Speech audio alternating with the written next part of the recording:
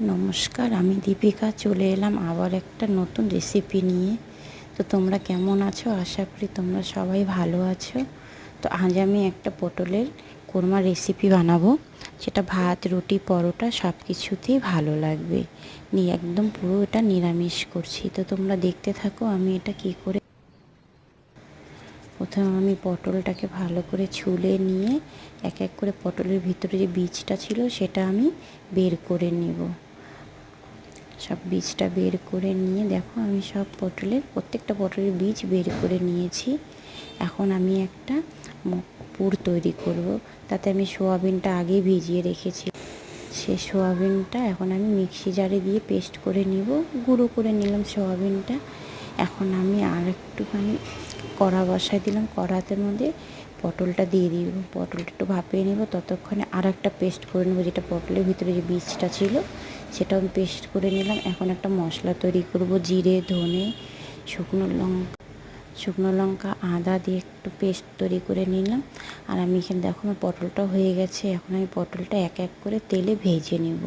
ভেজে নিলে কী হবে, পুর ভরার পরে আর ভাজার ঝামেলাটা থাকবে না। তাতে পুর ভরার পরে ভাজলে পরে পুরটা বের হয়ে যাওয়ার চান্স থাকে। তো আমি এখানে আবার পুরটা তৈরি করব। কড়াতে তেল দিয়ে তাতে যে মশলার পেস্টটা করে রেখেছিলাম সেই মশলা দিলাম, সয়াবিন পেস্টটা দিলাম, পটলের বীজটা দিলাম, দিয়ে হলুদ লবণ দিয়ে এটাকে ভেজে নিচ্ছি। ভেজে নিয়ে ঠান্ডা করে আমি এক এক করে সব দেখো পটলের মধ্যে ভরে নিচ্ছি। সব আমার ভরা হয়ে গেছে। এখন আবার কড়া বসে তাতে আমি সামান্য তেল দিয়ে এতে দিয়ে দেবো জিরে, তেজপাতা, সম্বার দিয়ে এখন দিয়ে দেবো যে পেস্ট মশলাটা করে রেখেছিলাম সেই মশলাটা। এক এক করে আমি এখন সব মশলা এতে দিয়ে দেবো। মশলা দিয়ে দিলাম, তাতে দিয়ে দেবো এখন নুন, হলুদ স্বাদ মতো। নুন হলুদ দিয়ে এখন আবার একটু নেড়ে চেড়ে একটা টমেটো পেস্ট করে রেখেছিলাম যাতে গ্রেভিটা আরও সুন্দর ঘন হয়। টমেটো পেস্টটা দিয়ে দেব। এখন এতে লঙ্কার গুঁড়ো আর সামান্য স্বাদের জন্য আমি চিনি অ্যাড করব। চিনি দিয়ে এটাকে ভালো করে যতক্ষণ তেল না ছাড়বে মশলার থেকে ততক্ষণ এটাকে কষে নেব। আর আমার চ্যানেলটাকে তোমরা প্লিজ একটু সাপোর্ট করো, একটু সাবস্ক্রাইব করে দাও, যাতে আমি আরও নতুন কিছু তোমাদের সামনে তুলে ধরতে পারি। একবারে তো আর বড়ো হওয়া যায় না।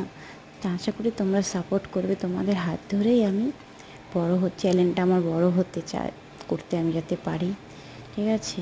তো একটা সাবস্ক্রাইব করে দিও প্লিজ, এটা রিকোয়েস্ট রইল তোমাদের কাছে। তো আমি ঝোলটা ফুটে গেলে আমি এতে পটলটা দিয়ে আরেকটু ভালো করে ফুটিয়ে নেব, যাতে পটলটা ভালো করে সেদ্ধ হয়ে যায়। এখন একটু ঘি, গরম মশলা দিয়ে নামিয়ে দেবো। তো কেমন হলো আজকে আমার